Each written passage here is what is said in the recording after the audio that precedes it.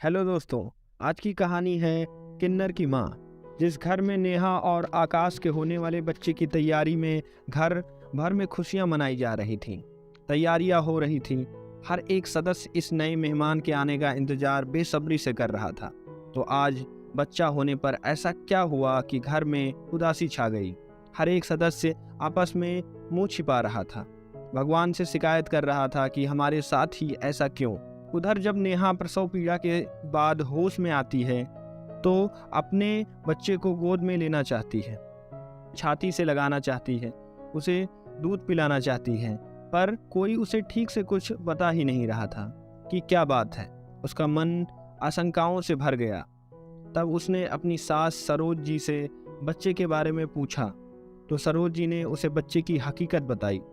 एक बार को तो नेहा को भी धक्का लगा, पर कुछ ही समय में अपने को संभालती हुई बोली, नहीं माँ, बच्चा तो हमारा ही है, चाहे जो हो मैं उसका पालन पोषण करूँगी।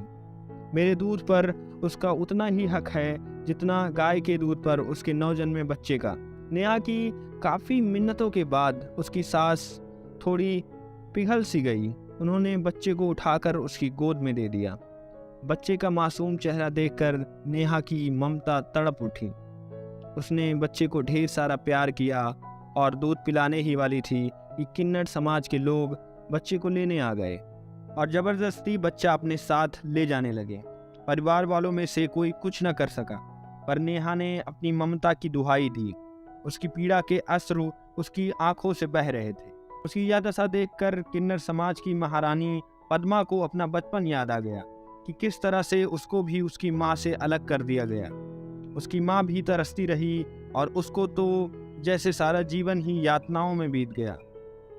सोचने लगी, कहने को तो दूसरों की खुशियों में जीते हैं हम, हंसते हैं, गाते हैं, पर क्या किसी ने हमारा दिल पढ़ा है, हमारी व्यथा जानी है? क्या हम खुद के लिए खुश नहीं हो सकते? ऐसे अनेक सवाल उसके दिमाग में चलने लगे। हमारा क्या कसूर है जब ईश्वर ने ही 3 तरह के इंसान बनाए हैं, पुरुष, स्त्री और हम किन्नर लोग। माना थोड़ा समय लगेगा हमें अपना स्थान बनाने में, पर शुरुआत तो करनी ही होगी। और अब तो सरकार ने भी हर जगह हमारी मान्यता 3rd जेंडर के रूप में दे ही दी है। तो क्यों हम इस व्यवस्था को नहीं बदलते और कब तक नहीं बदलेंगे? उसने सोचा आज से ही एक अच्छी शुरुआत करते हैं।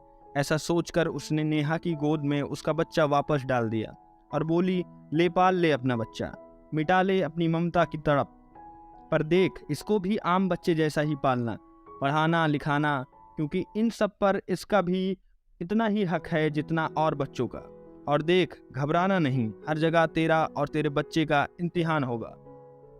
पर माँ की ममता के आगे तो ईश्वर भी हार जाता है, तो इंसानों की क्या औकात। इतना कहकर पद्मा ने कुछ लेने के बजाय अपने पास से ही कुछ रुपए बच्चे पर न्यौछावर कर दिए और जोर जोर से नाचना और गाना शुरू कर दिया और सभी को बच्चे की जन्म की बधाई दी। नेहा भी बहुत खुश थी और उसने अपने आप से प्रण किया कि वो अपने बच्चे को सामान्य बच्चा जैसा ही पालेगी।